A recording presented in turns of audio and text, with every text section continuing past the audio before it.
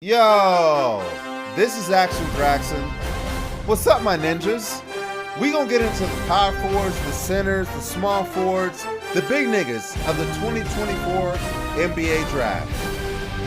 We gonna get in there like swimwear. Let's get it. Number 10. Klintman stands at 6'9", weighing 212 pounds. He began his college career playing for the Wake Forest Demon Deacons. He later decided to take his talents to the Australian NBL, playing for the Cairns Taipans. There he's averaged 9.7 points per game, 4.8 rebounds per game, shot 44% from field and 36% from three-point range. His strengths include his perimeter and free throw shooting, averaging 80%. He has great versatility and is capable of playing both forward positions with his size and ball handling skills. Defensively, he has high potential due to his size, athleticism, and ability to guard multiple positions. However, he needs to develop some toughness and willingness to engage in physical contact. He's also an inconsistent shooter from three and shows streakiness in performances. His overall game requires further development and refinement, particularly in feel for the game and skill set. I currently have Klintman's floor and ceiling predictions with Jonah Bolden and his ceiling prediction with Paulo Banchero. Number 9. Tidjane Salaün. Salaün stands at 6'9", 207 pounds. At only 18 years of age, he's already made an impact playing for the Cholet Basket in the French Jeep Elite League. Salaün averaged 9.6 points, 3.9 rebounds, and 1 steal per game in the past season and was named the 23-24 Basketball Champions Best Young Player. His strengths include a 7.1 wingspan and a 33.25-inch vertical leap, which you would think would make him a great defender, right? We'll get to that later. He's capable of playing both forward positions with solid perimeter skills. He has 3-level scoring potential and consistent in the mid-range and improving his three-point shot, which last season he shot an amazing 32% from three. That's a joke. However, film does show that he has a high motor and great energy on both ends of the court. The reality of his situation is that he's relatively raw and has limited experience in competitive basketball. He also needs to improve his decision making and ball handling skills, which is evident in his 64 turnovers that he had last season. He lacks strength and shies away from contact, affecting his finishing around the rim. He'll also need to work on his footwork and defensive rebounding. If I were him, I would hit that weight room as early and often as possible, because Lord knows there's some big boys in the NBA that are ready to take his lunch money. And if he really wants to make it without the ball handling, decision making, and shooting that a lot of bigs have in the league today, I would use my wingspan and put on a fucking block party every second that I got to play. I currently have his floor and ceiling predictions with the Antetokounmpo brothers. His floor being Thanasis and his ceiling being Giannis. Number 8. Jacoby Walter. Walter's a freshman out of Baylor, coming in weighing 197 pounds at a height of 6'5". He managed to average 14.5 points, 4.4 rebounds, 1.4 assists, and shot 37.6% from the field. His 3-point percent rating, 34.1%, it's alright. Walter has a quick release and is able to score off the catch or on the dribble, and has a knack for getting to the free throw line, averaging about 80%. He's also a versatile defender with a wingspan just under 7 feet and able to guard multiple positions. He has a high understanding of the game and able to make smart decisions on the court. On the downsides, he's a limited playmaker and needs to add muscle to his frame. He's an inconsistent defensive player and sometimes gives up straight line drives. For his floor, I have a Kentavious Caldwell-Pope and his ceiling as a Mikal Bridges. Number 7. Cody Williams. Williams is a freshman coming in from Colorado, weighing 178 pounds at a height of 6'7". His most current season, he managed to average 11.9 points, 3 rebounds, 1.6 assists, shot 55.2% from the field, and an impressive 41.5% from Trey. Yeah, he can shoot a little bit. Yes, Lord. Fun fact, he's also the brother of the OKC's rising star, Jalen Williams. Interesting. Williams has an excellent size and length with a over 7-foot wingspan. He's a smooth athlete with good finishing ability, a versatile defender with potential to guard multiple positions, and has a high basketball IQ and feel for the game. On the downside, this nigga needs to hit the weight room. He has a tendency to have inconsistent production and can disappear in games. He lacks the ability to create his own shot and is also inefficient in his ball handling skills. So what about his floor and ceiling? I have his floor comparison with Matisse Thybulle and his ceiling comparison with Jimmy Butler. He's got his work cut out for him if he wants to reach that ceiling. Number 6, Ron Holland. Currently standing at 6'8", 206 pounds, power forward in the G League Ignite, Holland was a consensus 5-star recruit and number 2 overall prospect in the class of 2023. Instead of going to college, he decided to play for the Ignite, averaging 19.5 points, 6.7 rebounds, and 3.1 assists per game. He shot 44.3% from the field and 24% from three-point range. He can't shoot the three, so he better learn to play D.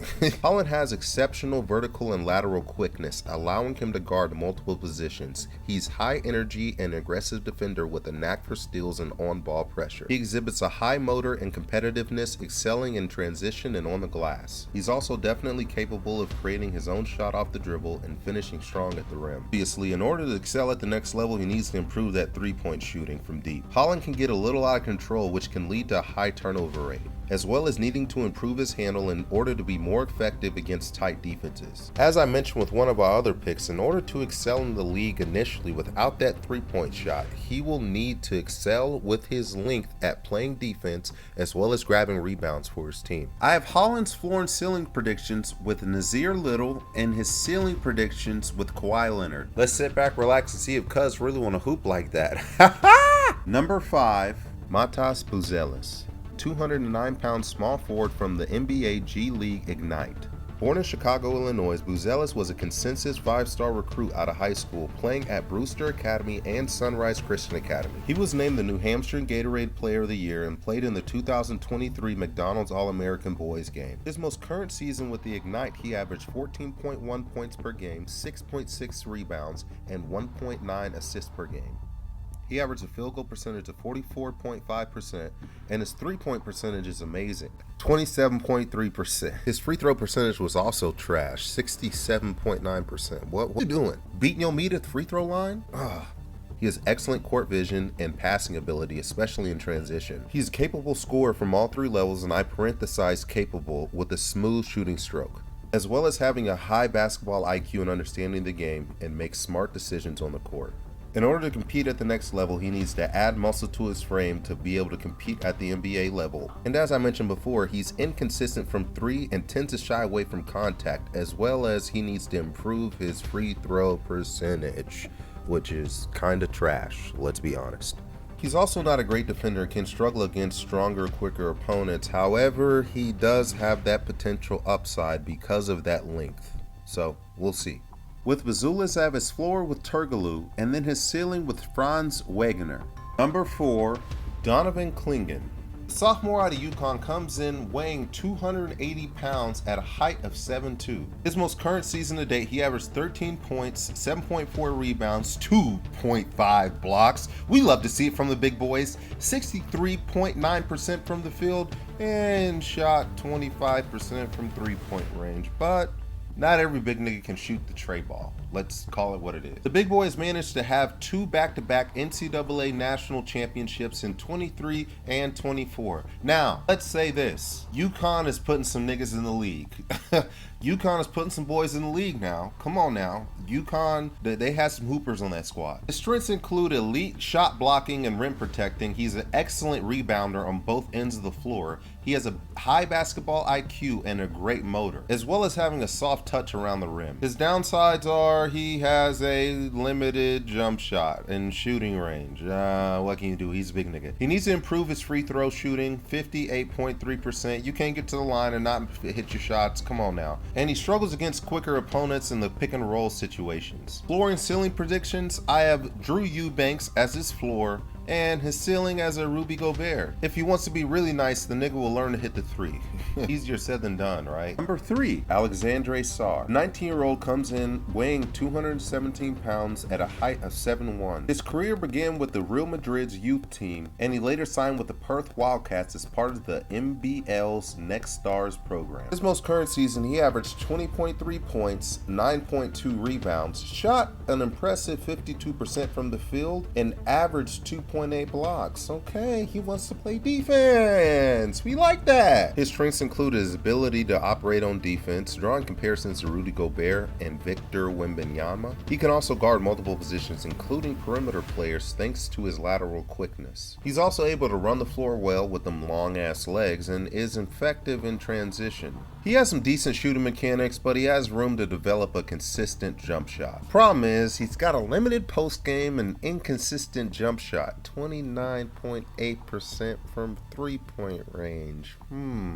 Tall, lanky ass nigga needs to hit the weight room, as a lot of the tall, the short, a lot of these niggas need to hit the weight room. Let's not get that twisted. And he's not a primary offensive creator with limited playmaking responsibilities in the NBL, which you don't expect from a big, but there is a Jokic. There is a Jokic. So, keep that in mind. So with all that being said, I have his floor comparison with Jonathan Isaac and his ceiling with Anthony Davis. Just depends. Will he master that tray ball or not? We will see. Number 2, Zach Edey. The senior from Purdue comes in weighing at 299 pounds at a height of 7 foot 4 inches. He averaged 25.2 points, 12.2 rebounds, what a dog, 2.2 blocks, and shot an impressive 62.3% from the field, as well as shooting 50% from 3-point range. All those damn rebounds makes you wonder how the fuck did they lose in the March Madness tournament. The upside with Edey is that his physical presence will be unmatched and a dominant force in the paint in the NBA if he chooses to use it, right? He's an elite rebounder on both ends of the floor, and his size positioning will control the boards. With his massive wingspan and averaging 2.2 blocks per game, he has the ability to be a high-level rim protector in the NBA. He's also a highly efficient scorer with a variety of post moves and a soft touch. I have his floor comparison with Mark Eaton and his ceiling comparison with Yao Ming. I guess we'll see, right? Number 1, Zachary Rizashah. The 19-year-old comes in weighing at 204 pounds with a height of 6'9". He currently plays for JL Borg in the French Elite League. In his most current season, he averaged 10.1 points, 3.8 rebounds, and a field goal percentage of 43.9%. He has excellent size and length with an almost 7-foot wingspan, as well as having a smooth, high-release shooting mechanic. He's a versatile defender with good lateral quickness and has a high IQ and feel for the game. Now on to the downsides. His 195-pound ass needs to put some muscle. Once again, hit the gym as early and as often as possible, goddamn. The big nigga can't really handle the rock. So there's that. And his big ass is soft. He lacks aggression and intensity. So big ass nigga is soft. Well, see how that works out for you. I currently have his floor comparison with Harrison Barnes and his ceiling comparison with Alex English. But Alex English shot goddamn 50.7% from the field. This nigga shooting 43 point. He got a long way to go. So anyways, that's just about all I got, guys. Let me know if there's anybody I need to add or remove from this list. I hope you enjoyed it. I'm gonna get out of here.